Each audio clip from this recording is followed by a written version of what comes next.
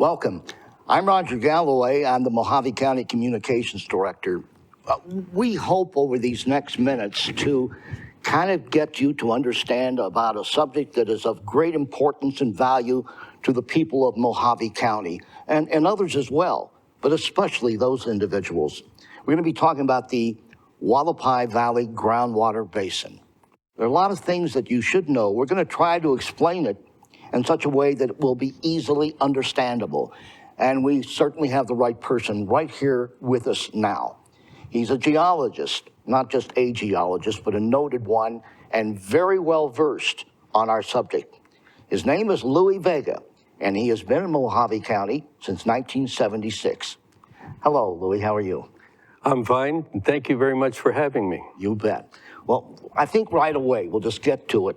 What is the specific geology of the Hualapai Valley Groundwater Basin?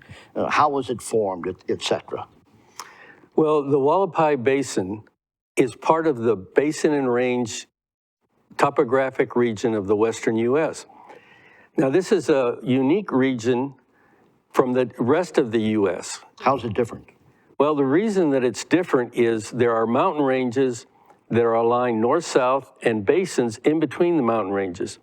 We do not have a large aquifer like the Ogallala that you find in the Midwestern U.S.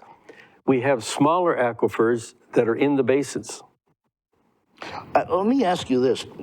How old is this finite groundwater that's being consumed out of the Hualapai Valley Groundwater Basin in the Kingman region today? Okay, well, the age of the water, or when it was put into the ground, dates back during the ice ages. Now, when the Basin and Range was formed, these basins were filling with sediments, and because the weather was much cooler and wetter, the rainwater infiltrated into the basins and filled the basins. As a matter of fact, in a geologic study that I did, we age dated the water, and the age came back at 26,000 years. So just imagine, there were mastodons playing in the water that we're drinking now. That honestly is amazing, isn't it, when you think about it? Just trying to even visualize it is difficult. There's been a lot of regional talk about recharge efforts. And I'd like you to explain what recharge is and do recharge projects to push captured rain and stormwater work anywhere within the Hualapai Valley Basin. Okay, recharge is a relatively new concept that is catching on now because we realize that we're pumping more water out of the basin than is going back into the basin. So recharge is trying to put water back into the basin. Now, when you talk about recharge, you have to look at the hydrology of the basin itself, and you bring up the concept of caliche. Now, caliche is unique to the Southwest and other desert regions of the world because where you have low humidity and high heat, water evaporates quickly. And when water evaporates, it deposits calcium carbonate. Just exactly the way it does on your water faucets at home. When they're leaking and the water sits there and evaporates, it deposits white scale. Well, this is the same concept as caliche. Caliche is what exactly? Caliche is calcium carbonate that cements the soil and the clay and makes it into a hard unit. Some people call it calcrete and other people call it hardpan. Does it have any value that's good at all? No, it doesn't really have any good value. As a matter of fact, it is the bane of gardeners in the Southwest because you have to get through the caliche for plants to grow and be watered adequately. Going back to recharge, if recharge doesn't work in every area of the basin, where should Mojave County, the city of Kingman, private efforts collaboratively focus on in order to invest into recharge projects that will actually be effective in getting water back into the Hualapai Valley groundwater basin? Well, I would recommend that anyone wanting to build a recharge basin should consult a hydrologist and do testing to be sure that the soil will accept the water. Because if the soil and the alluvium beneath the recharge basin will not accept the soil, then the water will just sit on the surface and evaporate. So to be successful at a recharge basin, you need to study it, you need to drill holes to see if the alluvium will accept the water, and you need to place them correctly at the mouths of the larger washes and streams that flow into the basin. As a matter of fact, I have a little recharge basin in my front yard where I try and capture all of the rainwater that falls on my lot and direct it into a basin and try and see if I can recharge doing my own little part. Has that been successful? Well, it has kept my vegetation green and I don't water it. And it's successful, pretty good. Oh, let me use an example here that some people out there might bring up. Let's say that my wells and my two next door neighbors' wells have all remained static. A couple of the wells have actually gone up a little bit within the last couple of years. Does the data show that we don't have a groundwater concern or problems within the Hualapai Valley groundwater basin? Is that proof? Well, unfortunately, it's not proof. A single measurement out of one or two wells doesn't tell you anything about the state of the basin.